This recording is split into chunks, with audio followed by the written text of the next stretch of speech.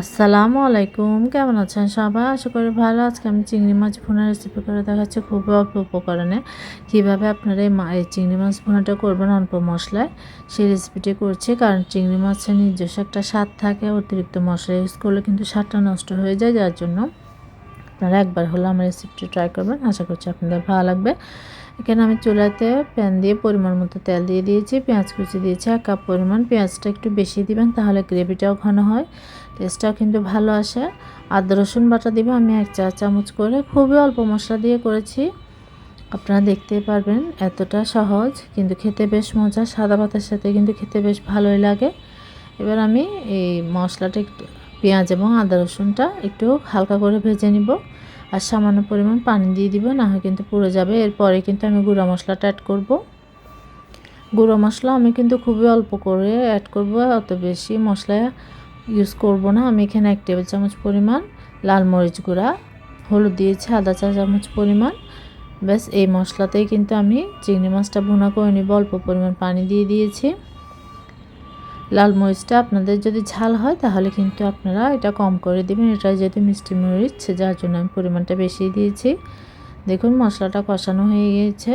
এবার আমি টমেটো দিয়ে দিচ্ছি, একটি বড় পাকা টমেটো।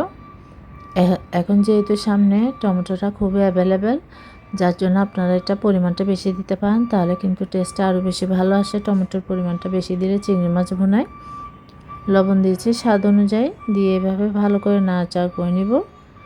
তেলটা উপরে উঠে আসছে। এবার আমি টমেটো সস দেবো 1 চা চামচ পরিমাণ, সেটা অপশনাল, আপনারা চাইলে দিতেও পারেন নাও দিতে পারেন। টমেটোর পরিমাণটা বেশি দিলে আপনারা এটা না দিলেও চলবে। দিয়ে আমি এবার নাড়াচাড়া করে ঝালের স্বাদ অনুযায়ী কাঁচামরিচ দিয়ে দিয়েছি। আপনারা যদি ঝাল বেশি পছন্দ করেন তাহলে পরিমাণটা একটু বেশি দিবেন। চিংড়ি মাছটাও আমি দিয়ে দিলাম, এটা আমি ভালোভাবে ক্লিন করে নিয়েছি। এই লাল চিংড়িটা, এটা কিন্তু খেতে বেশ মজা লাগে। এটা অনেক জায়গায় হয়তো বা অ্যাভেলেবেল নাও হতে পারে। আপনারা চাইলে আপনাদের হাতের কাছে যে চিংড়িটাই পাওয়া যাবে সেটাই কিন্তু আপনারা আমার রেসিপিটি ট্রাই করতে পারেন, এই চিংড়ি মাছ ভুনাটি। এবার আমি ভালোভাবে মশলার সাথে চিংড়ি মাছটা নাড়াচাড়া করে নিয়েছি, ঢাকনা দিয়ে দিব। প্রথমে মাছটি কষিয়ে নিব। আর চিংড়ি মাছ কিন্তু অতটা লং সময় ধরে রান্না করতে হয় না, তাহলে কিন্তু মাছটা শক্ত হয়ে যায়। আমি এখানে চিনি দিয়েছি আধা চা চামচ পরিমাণ, দিয়ে এবার ভালোভাবে নাড়াচাড়া করে নিব। এরপরে কিন্তু আমি সামান্য ঝোলের জন্য পানি অ্যাড করব, অত বেশি না। পানি অ্যাড করার পর এবার যখন বলক উঠে আসবে, তেলটা উপরে উঠে আসবে, তখনই কিন্তু আমি চিংড়ি মাছটা নামিয়ে নিব। অতটা বেশি সময় ধরে রান্না করব না, তাহলে মাছটা শক্ত হয়ে যাবে। চিংড়ি মাছ কিন্তু খুব অল্প সময়ে রান্না করা হয়ে যায়, তাই আপনারা এটা খুবই অল্প সময় রান্না করবেন। বেশি সময় ধরে রান্না করলে মাছটা কিন্তু খেতে ভালো লাগবে না, শক্ত শক্ত হয়ে যাবে। দেখুন হয়ে গিয়েছে, মাখা মাখা হয়েছে।